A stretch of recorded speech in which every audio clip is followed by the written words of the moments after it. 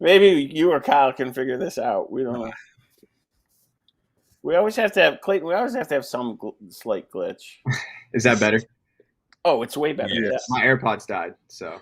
So Oh, Clayton, okay. Clayton, talk to us about that. And you've been at this grind, and you're one of the hardest working guys that I've ever met. And give us that veteran take on it.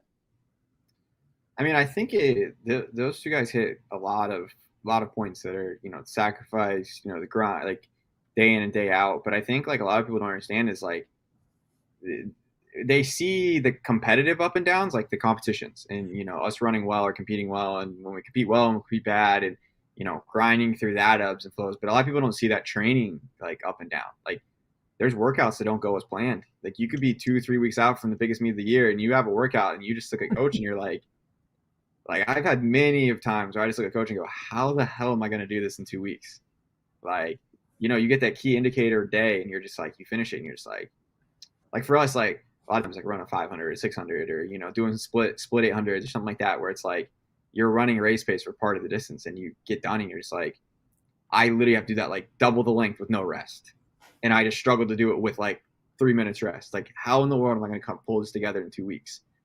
And, you deal with those types of things, or you just have an off day, you just have a day where you wake up and the workout doesn't go as planned, and, your mind's not in it, your body's not in it, you're struggling with maybe a little minor injury, and you've got to figure out how to grind your way through it and get back to some positiveness and get back to, a good day, and just kind of stack those good days on top of each other. And for every 10 good days, you're going to have a couple bad days to fight through. And I think a lot of people don't see that from us because we don't compete nearly as much as any professional athlete does. And I think we talked about this the other night. Like we compete for as much as we train, we compete so little.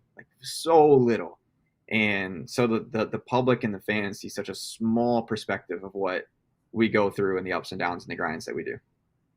Yeah, it was like when we did that show with Kenny Mayne and John Anderson, that kind of recap show with American Track League, and Kenny was like, "So do you train at all?"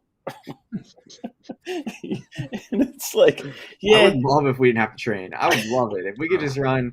If I could run, if there were 7 days in a week, if I could race 2 days a week, if I could do like a workout of too hard, and then the other couple of days were just like rest days, I would be all about it. If I didn't have to do like basic training days where it's just like kind of like monotonous training just to kind of keep things moving, I would be all about it. Clayton, all that's going to take is you getting together with the other top guys and go, hey, I got a new theory here. If we all just slow it down a little bit.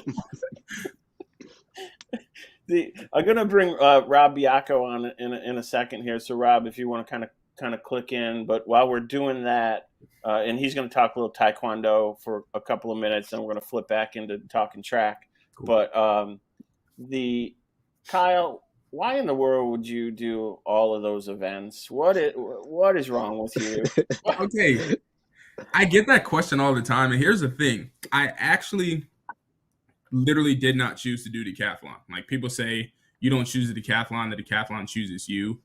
That's literally it. Like I grew up from the time I started track at like 7 until I was about like 14, 15 years old. I was doing like the sprints, 100, 200, 400, how kids do. And I started high jumping or whatever when I was about like 12, just because it was fun. I could jump pretty well and everything else. I dunked by the time I was 13 or something like that. So I could jump, and being 6 feet by the time I was in 8th grade, I was cool. I was good.